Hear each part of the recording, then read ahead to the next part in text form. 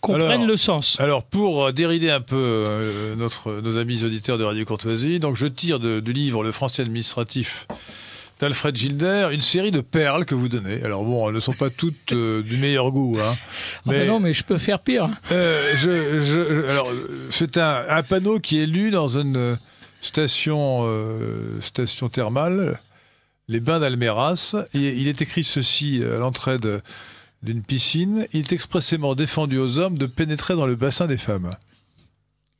Oui, hein? Authentique. Puis il y a les perles de la police aussi. Pas mal ça. Oui. Il est défendu aux chevaux et voitures de stationner sous peine d'amende aux abords de la fontaine. Ça, c'est moins drôle. L'entrée de l'abattoir n'est permise qu'aux membres du conseil d'administration et aux bestiaux qui viennent se faire abattre. Alors, ça me fait penser à la formule d'un manuel, d'un traité de cuisine, de manuel de cuisine, un ouvrage de cuisine, qui disait « Le homard demande à être cuit vivant ». Alors, des perles tirées de rapports de police. On peut être policier sans être membre de l'Académie française. Hein. Le cadavre de l'homme qui nous a été présenté correspondait bien à la description de la femme qui avait été vue par les témoins. Non seulement la mère n'est pas morte comme le prétendent ses enfants, mais il a même été prouvé qu'elle était en vie. Le prévenu a attendu d'avoir fini son repas pour commencer sa grève de la faim. C'est celle-là que je préfère. C'est un prévenu intelligent.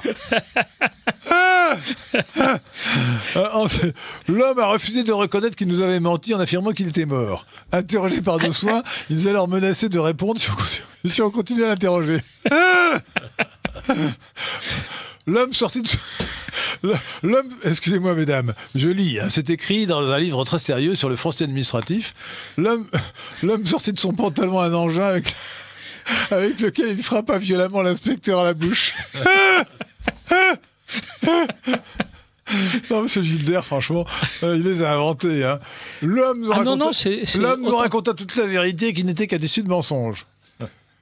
Face à face avec son adversaire, l'homme le prit en traître par derrière. Son alibi ayant pu être vérifié, nous avons été obligés de constater que le suspect ne pouvait être présent à l'heure dite sur les lieux du vol qu'il avait commis. Alors, quand même, la plus horrible, l'homme s'est pendu après s'être tranché la gorge. C'est ce qui s'appelle le suicide avec méthode. Dès que l'homme fut abattu, nous avons pu procéder à son interrogatoire.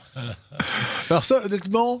vous êtes un peu vicieux, ce n'est pas franchement aberrant, parce que abattre quelqu'un, ça n'est pas le tuer forcément, ça peut être le faire tomber. Oui. Donc là, la perle est une demi-perle. Il y a doute. Il est probable que la suicidée ait été lâchement assassinée. Voilà quelques perles. Voilà. Le rapport de police, c'est du français administratif. La police, c'est l'administration. Hein. Une branche particulière d'administration. Comme ce